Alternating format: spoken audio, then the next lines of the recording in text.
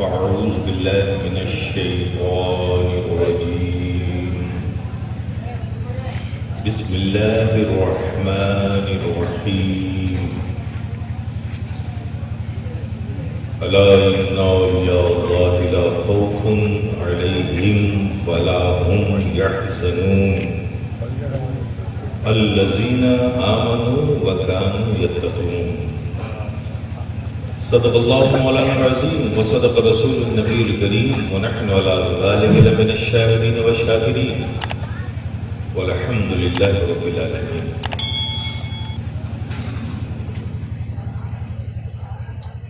آئیے سب سے پہلے پورے خشوع اور خضوع کے ساتھ اپنے قلب کو عشق و محبت سے سرشار کرتے مدینے کی پربہار گلیوں کا تصور کرتے گنبد خضرا کے حسین تصورات میں کھو کر تاجدار مدینہ راحت قلب و سینہ صلی اللہ تعالی علیہ وسلم کے حضور محبت سے جھوم جھوم کر پوری دیانتداری ایمانداری کے ساتھ درود پاک پڑھیں. اللهم صل على سيدنا محمد نبي محمد.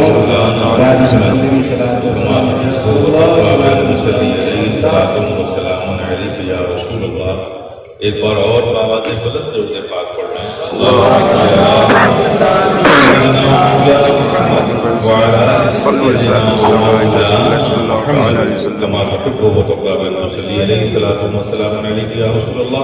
ایک بار اور محبت سے نبی اور آل نبی پر پڑھ رہے ہیں. صلاۃ و سلام علیک یا رسول اللہ. صلاۃ و سلام علیک یا حبیب اللہ. صلاۃ و سلام علیک یا نبی اللہ. حضرات،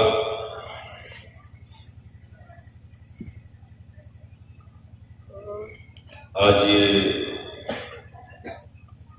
بزم محبت جو سجائی گئی ہے اس کا مرکز و محور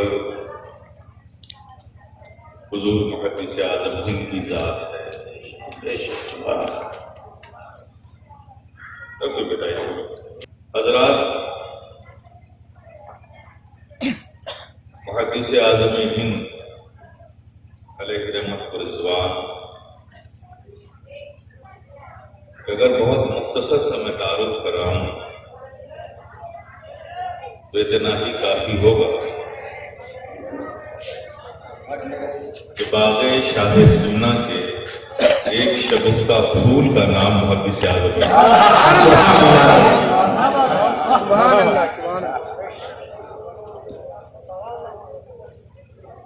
اب اس شگفتگی، اس پھول میں جو شگفتگی آئی، اس کی رنگت میں جو کشش پیدا ہوئی، اس کی خوشبو نے جو لوگوں کے دلوں میں روحانیت، محبت پیدا کی، اس پھول نے وہ خوشبو لی کہاں سے؟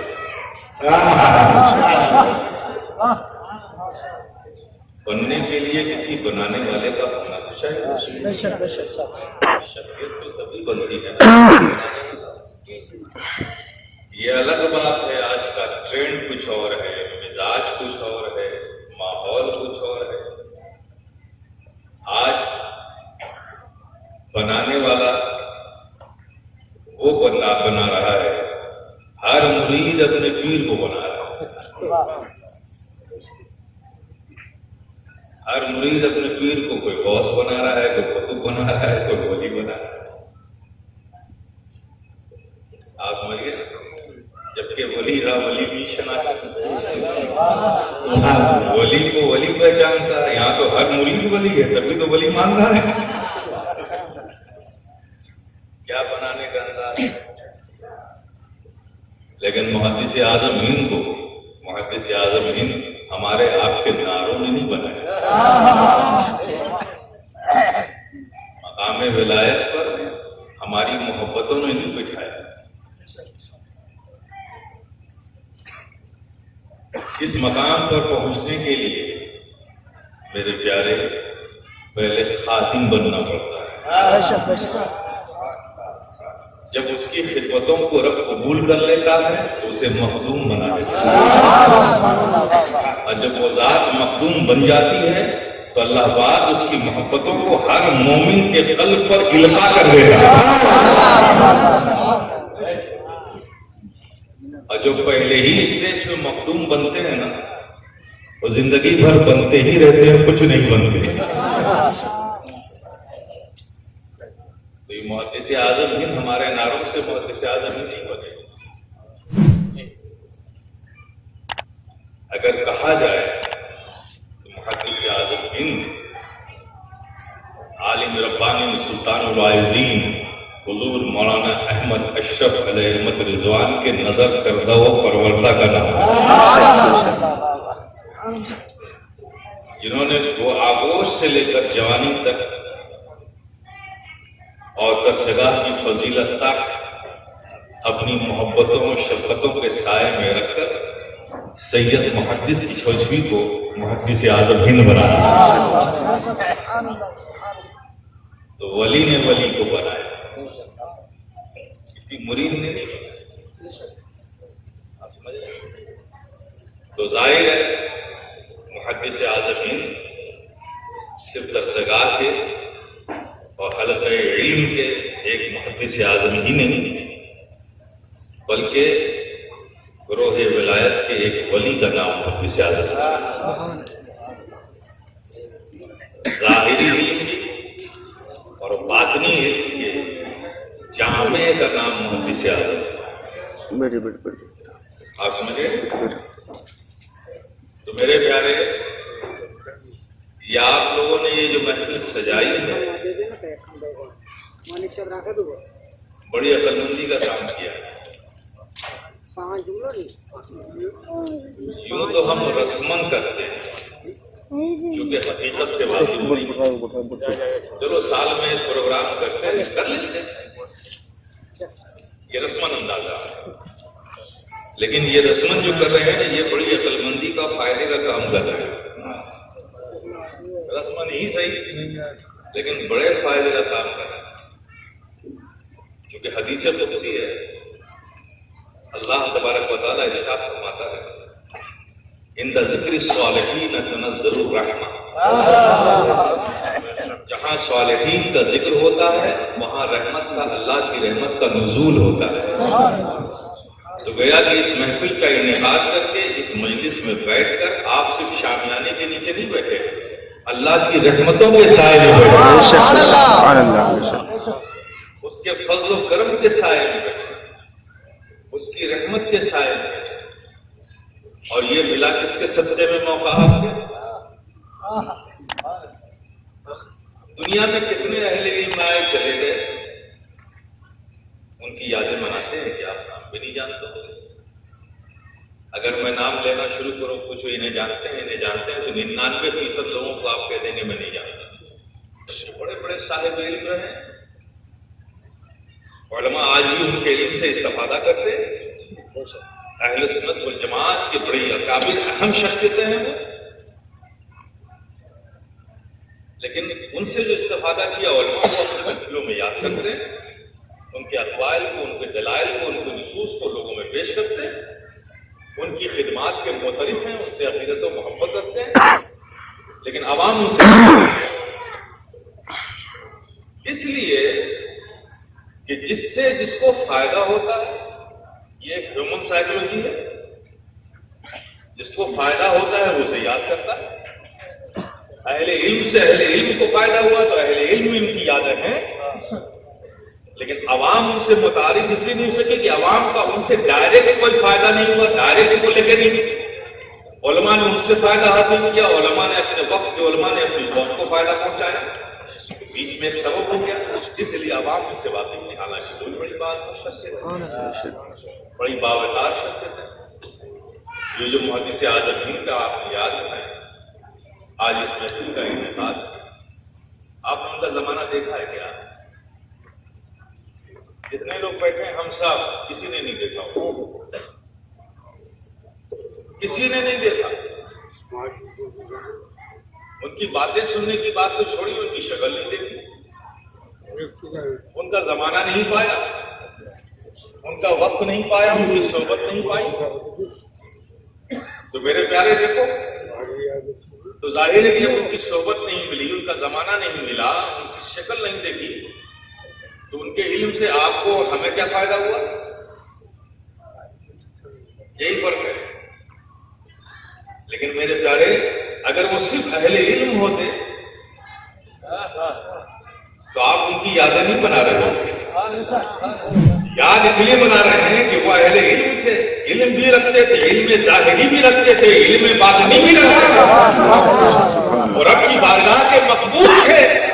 تو جب بارگاہ میں مقبول ہو جاتا ہے، اللہ پاک اس کی محبتوں کو ہر مومن کے سینوں میں ڈال دیتا ہے.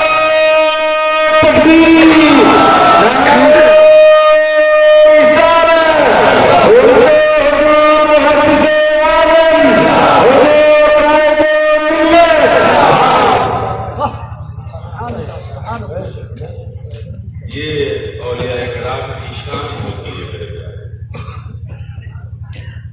اور آج کل یہ رواج ہے، میں آپ کو نصیحت کرتا ہوں، ظاہر ہے کہ اللہ کی رحمتوں کے فضل کے سائے میں آپ بیٹھے ہیں، صالحین کا ذکر کر رہے ہیں، اللہ کے ولی بندے کا ذکر ہو رہا ہے، اللہ کی رحمتوں کا نزول ہو رہا ہے. اس سے بہتر آپ کی اصلاح کا اور کوئی موقع ہمیں نہیں مل سکتا. اس لیے میں کرنا چاہتا ہوں. یہ ایک ٹرینڈ ہے آج، اشتہاروں میں، پوسٹروں میں القابوں کی بھرمار ہے. ٹھیک ہے، لگائیے القاب، لیکن القاب کو لگانے میں ایک احتیاط تو ضرور کیجیے. اپنی اس بے چین خواہش کی ترجمانی اس حوالے سے نہ کیجیے کہ جسے چاہیے آپ ولی کے پیچھے. اس امت محمدیہ میں ولایت بڑے مقام کی چیز ہے، بڑی عظمت کی چیز ہے. آپ ولی بنانے کی کوشش مت کیجیے، کیونکہ یہ حق آپ کو حاصل ہی نہیں ہے. ایک بندے ولی کسے کہتے ہیں؟ دوست. ولی کے معنی دوست کے، اور ولی اللہ، اللہ کا دوست. جو اللہ کا دوست ہوگا وہ کیسا ہوگا؟ دانشور کہتے ہیں، اور یہ ہیومن سائیکولوجی ہے، لاجک ہے. دانشور یہی کہتے ہیں کسی شخصیت کی، کسی ذات کی پرسنالٹی، اس کی شخصیت کا اندازہ اگر آپ کو لگانا ہو تو اس کے دوستوں کو دیکھیں. بے شک اس کے دوست جس معیار کے ہوں گے اس ذات کا پتہ چل جائے گا کہ وہ ذات کس معیار کی ہے. تو ولی اللہ، اللہ کے دوست، یہ کیسے ہوں گے؟ ذرا غور تو کرو. ایک بندے کے لیے اس سے بڑا پریولیج، اس سے بڑا ریگارڈ، اس سے بڑا آنر، اس سے بڑا رسپیکٹ، اس سے بڑا سمان اور کیا ہو سکتا ہے کہ وہ بے نیاز مالک ہو کر ایک بندے کو اپنا دوست ہے. سبحان اللہ، سبحان اللہ. کیسے ہوں گے یہ دوست؟ اس لیے میرے پیارے، ولی بنائے نہیں جاتے، رب کے فضل سے بنتے ہیں. اب یہ تو عجیب ٹرینڈ ہے یار، میری سمجھ میں نہیں آتا. کیا یہ پاسبل ہے، ممکن ہے کہ کوئی جا رہا ہو سڑک پر اور آپ اسے پکڑ کر کہیں کہ یہ محمود میاں کا دوست ہے؟ یہ کہنا آپ کا صحیح ہوگا؟ ارے میرا دوست ہے تو میں بناؤں گا نا. جب میرا دوست آپ بنائیں گے، بولو نا، کون بنائے گا؟ میرا دوست میں بناؤں گا نا. جب میرا دوست آپ بنائیں گے تو اللہ کا دوست اللہ بنائے گا کہ آپ بنائیں گے؟ کیا بات ہے، ماشاء اللہ. اور پیر بننے کے لیے ضروری نہیں ہے کہ وہ ولی بنے. بے شک بے شک. یہ آپ کی بلا وجہ کی بے چین خواہش آپ نے پیدا کر لی ہے، اس کی وجہ سے اس غلطیاں کرتے پھر. ولایت ایک الگ چیز ہے. ایک آدمی مفسر ہو، محدث ہو، فقیہ ہو، متقی ہو، زاہد ہو، تہجد گزار ہو، شب باش ہو، اشراق الچاش کا دیادی ہو، سارے عمل صالح کا وہ پیکر ہو، علم کا جامع ہو، خلاف مربت بھی کوئی کام نہ کرتا ہو، ایسا تقوی والا، ایسا باعمل مومن ہو، یہ سب خوبیاں رکھ کر بھی ضروری نہیں کہ وہ ولی ہو، یہ لازم نہیں ہے کہ ولی ہو۔ ایسے ہی سمجھو کوئی شخص آئے کہ میاں آپ کو کیا پسند ہے، آپ کو یہ پسند ہے، جھوٹ بولنا آپ کو پسند ہے، میں جھوٹ نہیں بولتا، بےایمانی کرنا پسند ہے، میں نہیں کرتا، نماز پسند میں پڑھتا ہوں، تہجد میں پڑھتا ہوں، سارے اچھے کام کرتا ہوں، آپ مجھے دوست بنا لیجیے۔ ارے بھائی میری مرضی ہے، ٹھیک ہے یہ چیزیں مجھے پسند ہے، لیکن اس کے بعد بھی میری مرضی ہے کہ میں تمہیں دوست بناؤں کہ نہ بناؤں۔ ایسے ہی کوئی عالم ہو، زاہد ہو، مفسر ہو، محدث ہو، تقوی والا ہو، عمل صالح والا ہو، تہجد گزار ہو، اشراق پڑھ رہا ہو، سب کچھ ہو اس کی زندگی میں، خلاف مربت کوئی کام نہ کرتا ہو، یہ سب کچھ رکھ کر بھی ضروری نہیں کہ وہ ولی ہو جائے۔ بے شک یہ رب کا فضل ہے، جسے چاہے اپنی دوستی کے لائق، لیکن ہاں یہ ضروری ہے کہ جسے رب ولی بناتا ہے اس میں یہ ساری خوبیاں ہوتی ہیں، شریعت کا عامل بھی ہوتا ہے، عالم بھی ہوتا ہے، اور عبادت گزار بھی ہوتا ہے، متقی بھی ہوتا ہے، اخلاقیات کے باب میں بہت ہی کمال کا درجہ رکھتا ہے، معاملات کے باب میں وہ سب سے زیادہ امانت دار ہوتا ہے، یقیناً جسے دوست بناتا ہے اس میں یہ خوبیاں ہوتی ہیں، لیکن یہ ضروری نہیں کہ جس میں یہ خوبیاں ہوں سب ولی ہو جائے۔ ولی ناروں سے نہیں بنتے میرے پیارے، اور یہ بھی گمان نکال دیجئے جتنی بھی شخصیتیں ہیں جن کے چرچے ہیں، اسٹیجوں پر ہیں، محافل میں ہیں، گھروں میں ہیں، ان میں سے کسی کا زمانہ آپ نے نہیں دیکھا،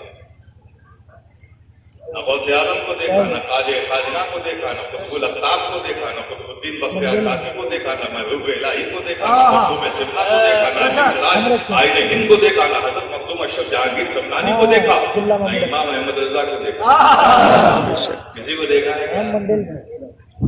یادیں مناتے ہو نہیں مناتے ہو؟ مناتے ہو نا؟ دیکھا کسی کو نہیں، آپ یادیں سب کی منا رہے ہو، آپ نہیں منا رہے ہو، منوایا جا رہا ہے، یہ یادیں آپ نہیں منا رہے ہو، ان کی محبتیں آپ کے سینوں میں ڈالی گئی ہیں، وہ محبتیں آپ کو تیار کرتی ہیں کہ ان کی یادیں منائی جائیں، بے شک بے شک، ان کی یادیں منائی جائیں، بزرگان دین کی یادیں منانا یہ نفع کا سودا ہے میرے پیارے۔ اب ایک سوال بچتا ہے کہ یادیں کس طرح سے منائی جائیں؟ ایک تو یہ ہو گیا شیرنی رنگ کی ملا شریف پڑھ لیا، صلاۃ السلام پڑھ لیا، کچھ نعت ہو گئی، کچھ منقبت ہو گئی، کچھ ذکر ہو گیا، ہو گیا۔ میں سمجھتا ہوں یہ یاد منانے کا انداز عامیانہ ہے،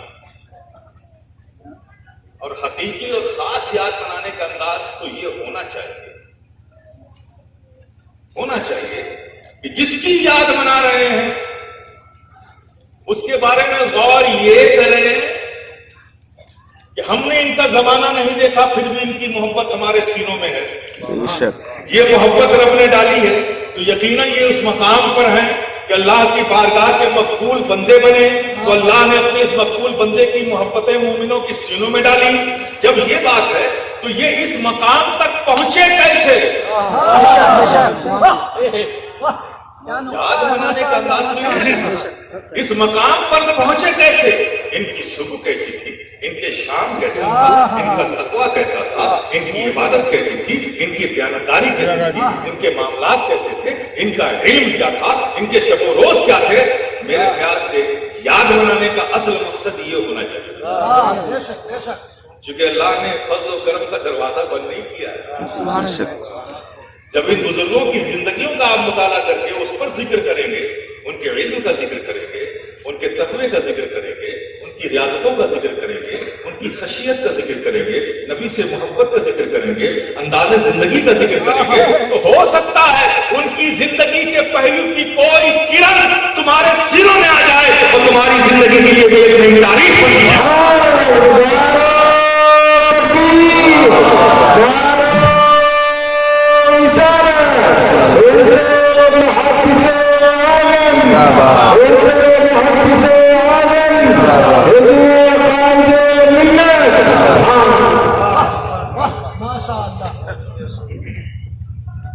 अब मैं आपको एक फार्मूला देता हूं। मैं भी खानकाही आदमी, मेरा मिजाज ये नहीं है कि मैं आपको फूल बुलैयों में टहलाऊं। बहुत कंसेप्ट क्लियर रखता हूं और कंसेप्ट क्लियर देता हूं। बेशक ये एहतियात जरूर किया जाए और ये बेचैन ख्वाहिश अपने सीनों से निकाल दें। हाँ, अपने मशाइखीन के लिए, पीर व मुर्शिद के लिए दुआ जरूर कीजिए, दुआ कीजिए। अल्लाह पाक हमारे पीर व मुर्शिद के बाद जात में बुलंदी अता आमीन आमीन मौला को अपने बारगाह का उन्हें महबूब बना। आमीन। ये फायदे की दुआ है।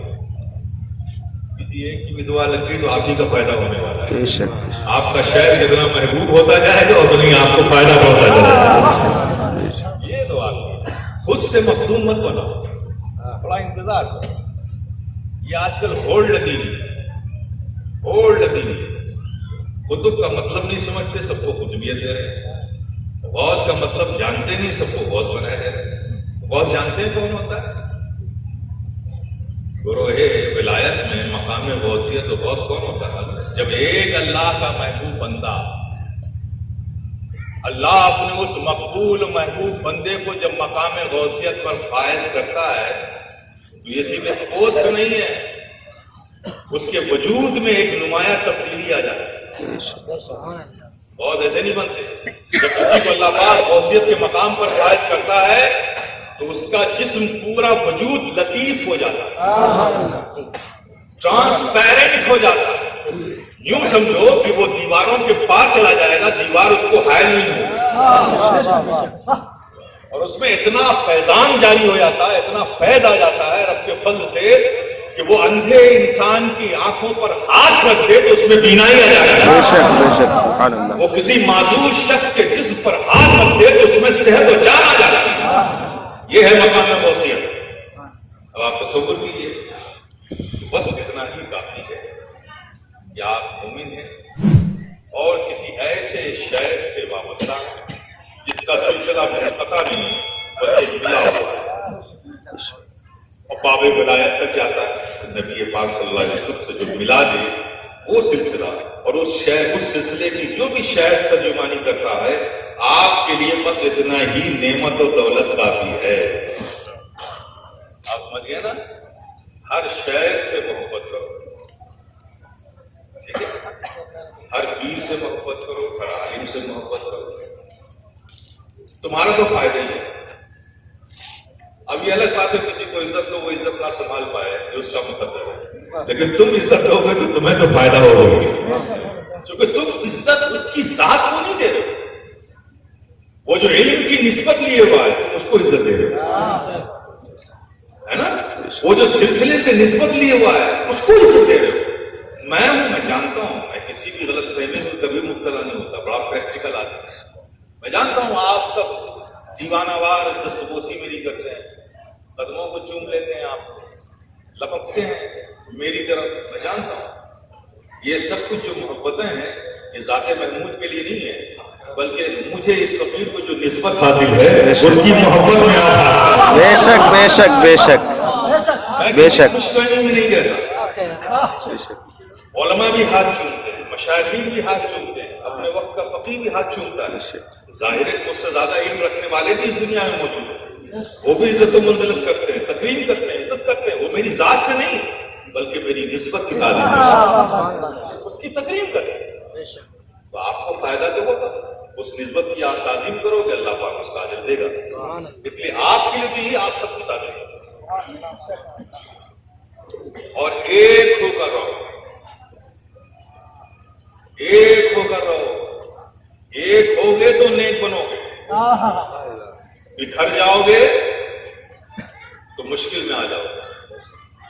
अपने बुजुर्गों की यादें मनाते रहो, जिस भी सिलसिले से बैठो اس کی محبت، جس پیر سے بیعت ہوئے اس کی محبت زیادہ رکھو، کیونکہ وہ پیر تمہارا روحانی باپ ہے، اور ہر بیٹے کو حق ہے کہ اپنے باپ سے زیادہ محبت کرے،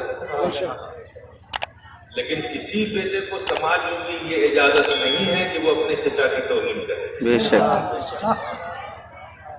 یہ اجازت تو نہیں دیتے نا۔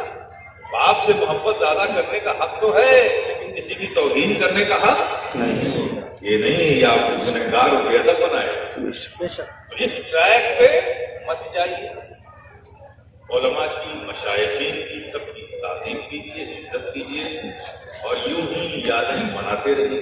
کوشش کیجیے کہ جس سے محبت ہے آپ کو، اس کی زندگی کے پہلوؤں کا بھی مطالعہ کیجیے۔ یہ جاننا چاہیے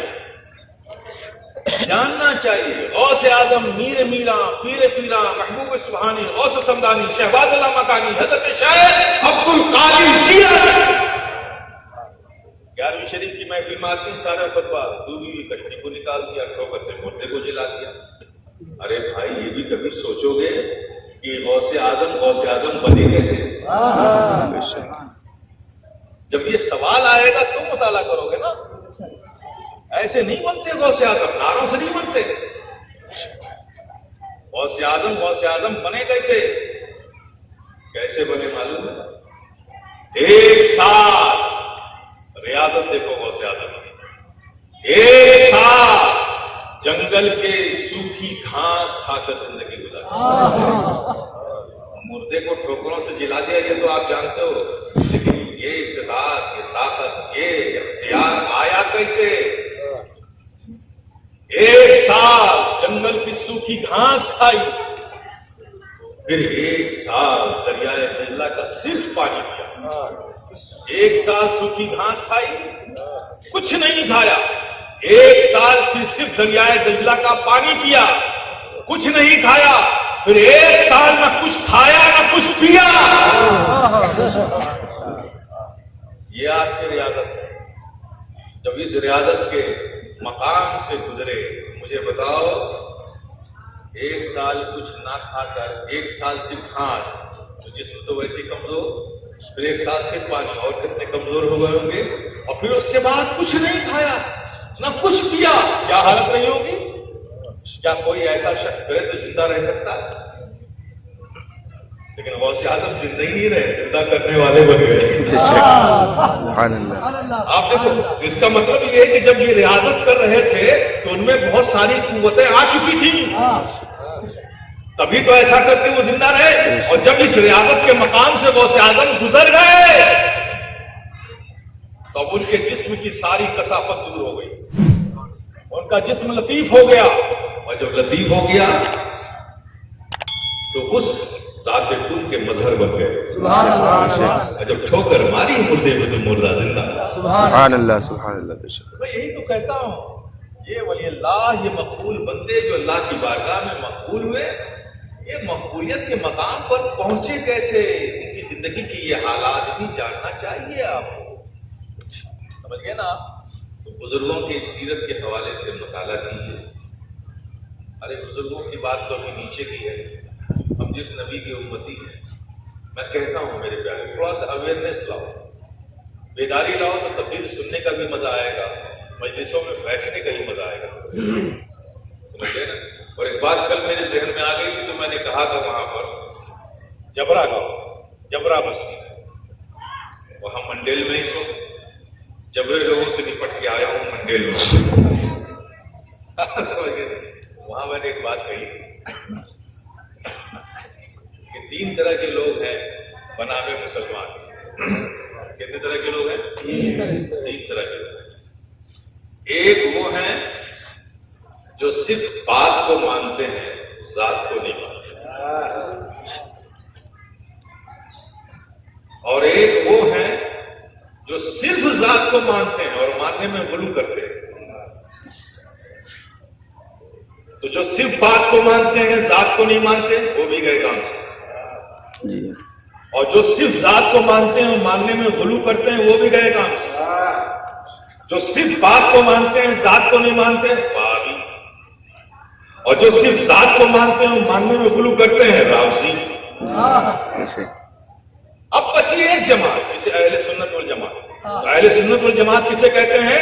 جو بات کو بھی مانتے ہیں ذات کو بھی مانتے ہیں اور ذات کو بات کی روشنی میں مانتے ہیں. سبحان اللہ سبحان اللہ. بے شک اہل سنت الجماعت والجماعت اپنی طبیعت سے کچھ نہیں مانتے. جو شریعت کہتی ہے وہ مانتے ہیں سبحان اللہ. اور پھر مانتے ہیں تو دل و جان سے مانتے ہیں. تو آپ تو اہل سنت والجماعت ہے نا. جی تو آپ کو ذات کو بھی ماننا ہے اور بات کو بھی ماننا ہے.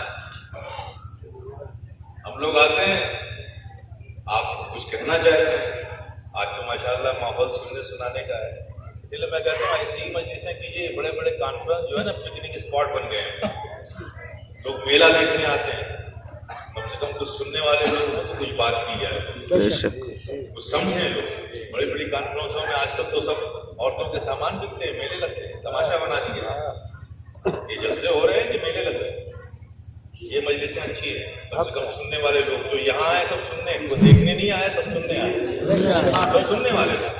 اور یہ بڑی بڑی کانفرنسوں میں 70% دیکھنے آتے ہیں, 30% سننے آتے ہیں. منڈپ لگاتے ہیں بڑا, 12 بجے کے بعد خالی ہو جاتا ہے. بے شک تو میرے پیارے, ہمیں ذات کو بھی ماننا ہے اور بات کو بھی ماننا ہے. جتنا ذات کو مانو گے اور تمہارا ماننا اسی وقت معتبر ہوگا کہ اس سے زیادہ اس کی بات کو مانو. کیونکہ ذات کے ماننے کا معیار ہی یہی ہے کہ اس کی بات کو مانا جائے. یہ کیسا ذات کو ماننا ہے کہ ذات کو مانتے ہیں بات کو نہیں مانیں گے؟ ذات کو ماننے کا معیار ہی یہ ہے کہ اس کی ہر بات مانی جائے. بے شک جتنی ذات سے محبت ہوگی اتنی ہی اس ذات کی بات سے محبت بے ہوگی. شک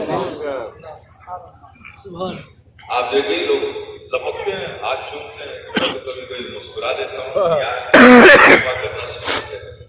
اور یہ بھی سوچتا ہوں کہ بھئی نسبتوں کو چوم رہے ہیں تو خیر ان کا تو فائدہ ہی فائدہ ہے. آپ سمجھ رہے ہیں؟ بے شک مجھے ہاتھ چومانے میں کوئی مزہ نہیں آتا. آپ چومتے ہو, آپ کو ثواب مل جاتا ہے, برکت مل جاتا ہے. مجھے کیا ملتا ہے؟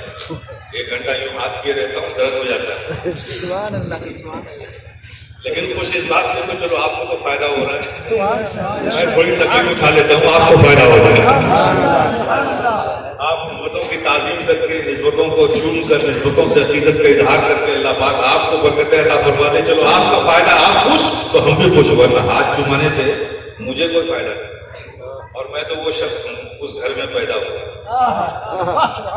آنکھ کھولی تو عظیم عظیم شخصیتوں کو دیکھا, مفتی اعظم ان کو دیکھا, حجت الاسلام کو دیکھا, مجاہد ملت کو دیکھا, حجت الاسلام کو نہیں مجاہد ملت کو دیکھا, امیر شریعت کو دیکھا, اور صدر العلماء مولانا غلام جانی میچی کو دیکھا. بڑے بڑے اکابر علماء ان کو دیکھا. اور بحمد تعالیٰ میں تو بڑا چھوٹا تھا, ان تمام اکابر علماء نے کسی نے گود میں اٹھایا, پیشانی چھوما, کسی نے پیار کیا, کسی نے کو سہارا. ایسی شخصیتوں کی جلوں میں میرا بچپن گزرا ہے. تو ظاہر ہے کہ ہاتھ کو بچپن سے لوگ میرا چوم رہے ہیں, میرا اس کو انٹرسٹ نہیں. یقین جانیے پھر بھی چومواتا ہوں کہ آپ کو چلو خوش ہے نا, آپ کی خوشی کے لیے ہاتھ چوماتا. تو مسئلہ یہ ہے. لیکن دیکھتا ہوں لوگوں کو, اور جب کبھی دیکھتا ہوں کہ جب بات سننے کی بات آتی ہے تو ہاتھ چومنے کے لیے تو لوگ تیزی سے لپکتے ہیں. اور آج آپ اس کے حقدار نہیں ہیں. جو بات میں کہہ رہا ہوں آپ اس کے آج حقدار نہیں, آپ نے ثابت کیا, اس لیے کہ آپ سنجیدگی سے سن رہے ہیں. لیکن جو لوگ ایسا کرتے ہیں وہ یقیناً میری اس بات کے حقدار ہیں کہ میرا ہاتھ چومنے کے لیے تو بڑی تیزی سے لپکتے ہیں, جب بات سننے کی بات آتی ہے تو گھر جا کے بیٹھ جاتے ہیں. بے شک کیسے محبت کرنے والے جنہیں میرا ہاتھ چاہیے, میری بات نہیں چاہیے. یہ عمل ہاتھ کے لیے تو سب سے زیادہ جذباتی اور ایگریسو یزید تھا بھائی. بے شک بے شک اہل محبت تو حسین کی بات کے پیچھے پیچھے تھے, اسے ہاتھ چاہیے تھا, اور جو حسین کے خیموں میں تھے اسے حسین کی بات چاہیے تھا. سبحان اللہ. بے شک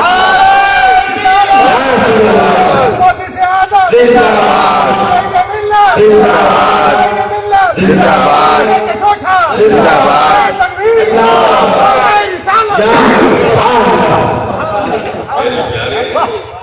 اہل محبت ہو تو اہل محبت کا انداز اپنا. یقین جانو ہم آپ کی کیا حیثیت ہے. حشر کے دن حشر کے میدان میں جب حساب و کتاب ہوگا ہماری آپ کی کیا حیثیت ہے. ہم نے تو غوث اعظم کو مطاف میں سجدے میں سر رکھ کر خشیت کے ساتھ تڑپ تڑپ کر رب کی بارگاہ میں روتے ہوئے دیکھا. وہ غوث اعظم جو یہ فرمائے کہ بلاد اللہ ہے ملکی تحت حکمی وہ بھی نافذ فی کل حال. اللہ کے ملک سارے ملک میرے حکم کے ماتحت ہے اور وہ ہر حالت میں میرا حکم. وہ غوث اعظم مطاف میں کعبے کے سامنے سجدے میں سر رکھ کر رب کی بارگاہ میں خشیت سے تڑپ تڑپ کر رو رہے ہیں. ایسے غوث اعظم ہمارا آپ کا کیا شمار ہے. لیکن میرے پیارے یقین ہے ہم تو کمزور ہیں, ہمارے عمل کمزور ہے, ہمارا وجود کمزور ہے, ہمارے پاس کوئی سرمایہ آخرت نہیں. ارے ہماری کیا بات ہے. نبی قیامت کا ذکر کر رہے ہیں. ایک صحابی پر لرزہ طاری ہو گیا, خوف کی شدت طاری ہو گئی, اور اسی خوف کے عالم میں بڑی معصومیت سے کیا انداز رہا ہوگا خدا کی قسم. نبی سامنے ہو, صحابی پوچھ رہے ہو, جب سارے قیامت کے آثار سن لیے, قیامت میں ایسا ہوگا ایسا ہوگا, نبی بتا رہے ہیں, ان پر ایک خوف طاری ہو. جب نبی نے بات مکمل کی تو بڑی معصومیت سے وہ صحابی پوچھتے ہیں یا رسول اللہ قیامت کب آئے گی.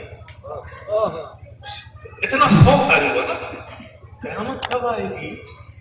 تو اللہ کے پیارے حبیب نے ان کے خوف کو, ان کی معصومیت, دونوں ملے جلے جو اثرات ان کے چہرے پر تھے اسے دیکھ کر مسکرا پڑے. فرمایا اچھا کب آئے گی, یہ جاننا چاہیے, تیاری کی ہے کیا کچھ آئے. اس کے بارے میں پوچھ رہے ہو قیامت کی, اس کی تیاری کی ہے تو سسک کر رو پڑے. صحابی ہے, نبی سامنے, سسک کر رو پڑے. یا رسول اللہ ہمارے پاس تو نہ کوئی عبادت ہے, نہ کوئی ریاضت ہے, نہ کوئی مجاہدات ہے, نہ کوئی تقویٰ ہے, کچھ نہیں ہے جو ہم خدا کے سامنے پیش کر سکیں اور اس پر یقین رکھیں کہ یہ ہمارے عمل ہماری بخشش و نجات کا ذریعہ بنے گی. لیکن ہاں یا رسول اللہ ہمارے پاس اپنا تو کچھ نہیں ہے, بس جو کچھ ہے آپ کی غلامی کے لیے. سبحان اللہ, سبحان یا رسول اللہ, زندہ آباد, اللہ اکبر, سبحان اللہ. اب سوچو وہ صحابی جس کی نظروں میں رسول کا روح زیبا ہو, سبحان اللہ, دنیا کی کون سی چیز اسے اچھی لگے گی. وہ صحابی اپنے کسی عمل کو اپنی نجات کا ذریعہ نہیں بنا رہے بلکہ نبی کی غلامی کا کو اپنا ذریعہ بنا رہے. ہم آپ کیا شمار ہیں. یقیناً میرے پیارے یہ اللہ کے پیارے حبیب صلی اللہ تعالی علیہ وسلم سے جو ہمارا تعلق ہے, قلبی, حبی, عشقی, اور پھر اللہ کے پیارے حبیب کے نائبین سے جو ہمارا تعلق ہے, اولیاء دین سے, یقیناً یہی ہمارا قیمتی اساس ہے. اس لیے بھی ہمیں یہ یاد بنانی چاہیے کہ آج جو قیمتی سرمایہ ہے ہمارے نجات کا, ہماری بخشش کا, جو کام آئے گا, کیونکہ اللہ کے پیارے حبیب فرماتے ہیں سنو جس سے جس کو محبت ہوگی اس کا حشر اسی کے ساتھ ہوگا. سبحان اللہ, اسی کے ساتھ ہوگا. تو ہم تو اعلان کرتے ہیں اہل سنت والجماعت ہمیں محبت ہے. میر پیرا, پیر پیرا, غوث سمدانی, محبوب سبحانی, شہباز علامتانی, حضرت شیخ عبد القادر جیلانی سے ہمارا حشر انشاءاللہ مولا تعالیٰ کے ساتھ انشاءاللہ, انشاءاللہ, انشاءاللہ. یہی ہے. یہ محبتیں ہماری نسلوں میں ٹرانسفر ہوتی ہے. اس لیے یہ ہمارے صرف ذوق و شوق و اظہار محبت کا ذریعہ نہیں. یہ محفلیں, یہ محفلیں ہماری ضرورت ہیں تاکہ ان یادوں کی محفلوں کا انعقاد ہم کرتے رہیں, اور اولیاء اکرام سے جو محبتیں ہم میں ہیں ہمارے بچے بھی سن کر ان کے سینوں میں یہ محبتیں پیدا ہوتی رہیں تاکہ ان کا بھی حشر ان اللہ کے محبوب کے ساتھ